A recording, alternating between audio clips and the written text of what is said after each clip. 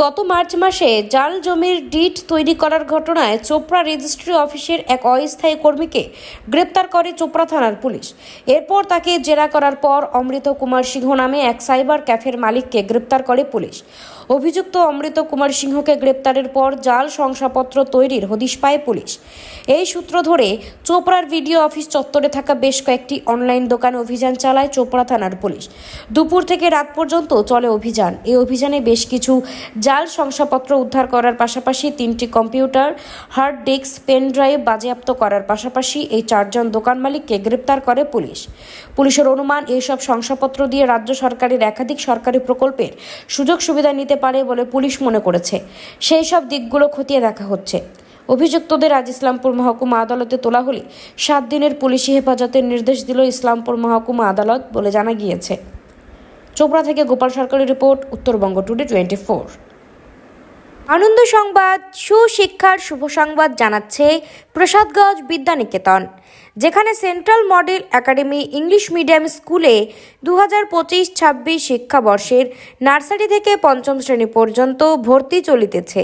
শুধু তাই নয়, দুস্থ ও মেধাবী ছাত্রছাত্রীর জন্য পড়াশোনা সম্পূর্ণ বিনামূল্যে। আমাদের ঠিকানা সুফলগঞ্জ মোলানি পোস্ট অফিসের পাশে। যোগাযোগ নম্বর 7001398712, এছাড়াও 9933673346। কালকে একটা রেড হয়েছিল চোপড়াতে, ওটা নিয়েছিল। তো এটা এই প্রসঙ্গে বলে রাখি, এই বছরের মার্চ মাসে আমরা চোপড়া থানায় একটা কমপ্লেন পাই ইডিএসআর চোপড়া থেকে কি একটা জালি দলিল নিয়ে একটা কমপ্লেন ছিল। অ্যাকচুয়ালি ওনাদের সিস্টেম মধ্যে কিছু আপডেট করার সময় উনি পেয়েছিলেন।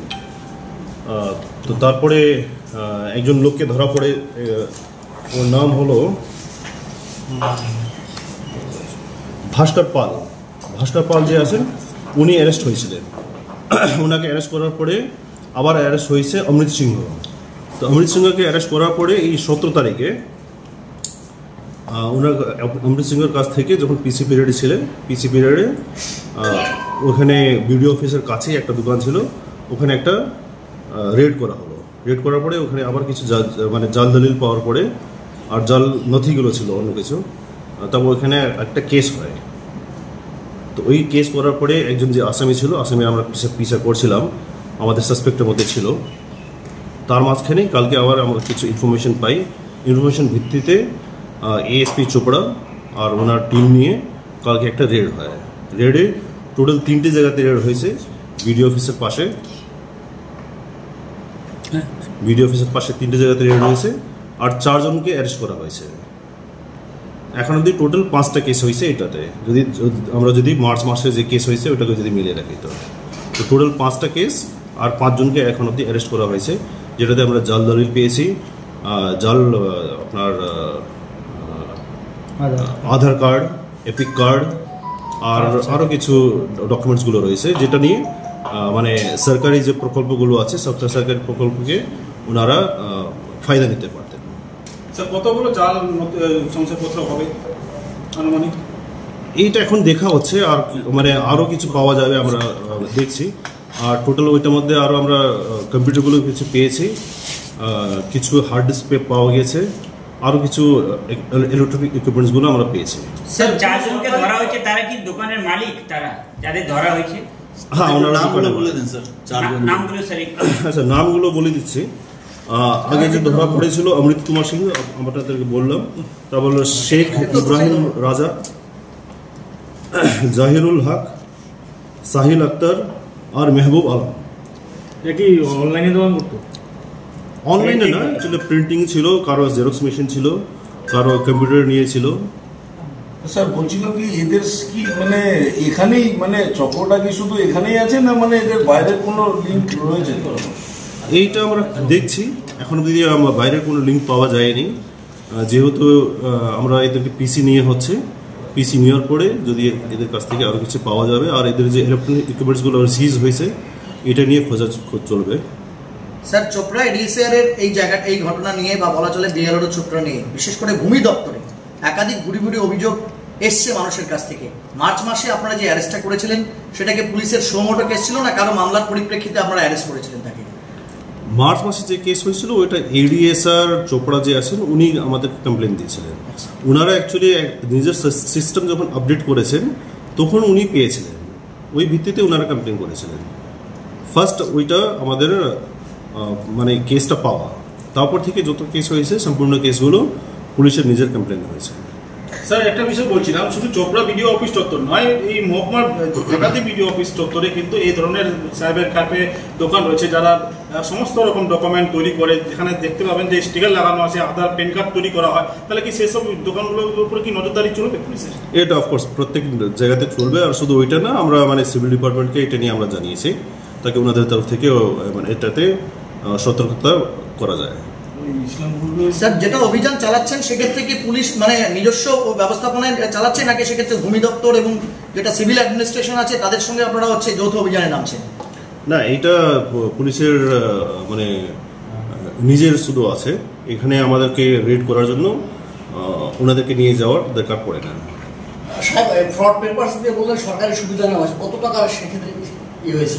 কি বলেন? বলে আপনি একটু আগে বললেন যে সরকারি পেপারস, ওই পেপারস দিয়ে সরকারি সুবিধাগুলো নেওয়া হয়েছে, সেক্ষেত্রে কত টাকা স্ক্যাম হয়েছে? না না না, ওইটা না, ওইটা হয়েছে বলছি না, ওইটা নেওয়ার জন্যই মানে করা হবে নিশ্চয়ই, অন্য কাজের জন্য তো করার মানে দরকার পড়ে না, সেটা বলতে চেয়েছি আমি। মানে এখন অব্দি ওইটা নিয়ে কতটা স্ক্যাম করা হয়েছে বা কতটা লুট করেছে কেউ, এটা আমরা এখন অব্দি জানতে পারিনি। এটা নিয়ে কোনো কমপ্লেন এখন অব্দি আমরা পাইনি। ইনভেস্টিগেশন হবে স্যার? অফকোর্স এটা নিয়ে সম্পূর্ণ ইনভেস্টিগেশন হবে, কি এটা জাল কেন করা হচ্ছে। বলছি স্যার, যেহেতু নকল নথিপত্র তৈরি হতো, সেক্ষেত্রে কি অনুপ্রবেশকারীরা ওই নথিপত্র তৈরি করতে পারে বলে একটা সন্দেহ রয়েছে? অনুপ্রবেশকারী মানে অন্য দেশ থেকে মানে বর্ডার এরিয়া পার করে এসে অনেকেই তো নথিপত্র তৈরি করছে, আধার কার্ড যেরকম বললেন আপনি, ইলিগাল যে ডকুমেন্টগুলো তৈরি করছিল, সেক্ষেত্রে কি অনুপ্রবেশকারী মানে যারা তারাও কি না? আমি বুঝতে পারলাম, এটা এখনো বলা যাচ্ছে না। ইনভেস্টিগেশন আমাদেরকে চালাতে দেন, ইনভেস্টিগেশনে যখন একটু আমরা এগোবো তখনই আমরা কিছু বলতে পারবো। স্যার ভাস্কর পাল যাকে আপনারা একদম হচ্ছে এডিএসআর এর কেসের ভিত্তিতে অ্যারেস্ট করেছিলেন, সে দীর্ঘদিন পুলিশ কাস্টডিতে ছিল, তো জিজ্ঞাসাবাদের সময় এমন কি কিছু জানা গেছে যে সেই সমস্ত জাল দলিল আধার ইত্যাদি বানিয়ে জমির হস্তান্তর হয়ে যাচ্ছে বা জমি একজনের নামে অন্যজনের নামে হয়েছে, এমন কিছু কি পাওয়া গেছে এখন পর্যন্ত? না, এখন অব্দি ওইসব আমরা কিছু পাইনি।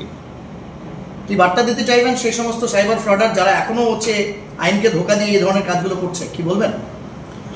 দেখেন, গত বছরে আমরা অনেকটা রেডগুলো করা হয়েছে, এই বছর আমরা অনেকটা রেড করেছি, আমরা বরাবরই অ্যারেস্ট করে থাকি সাইবার ক্রাইমে।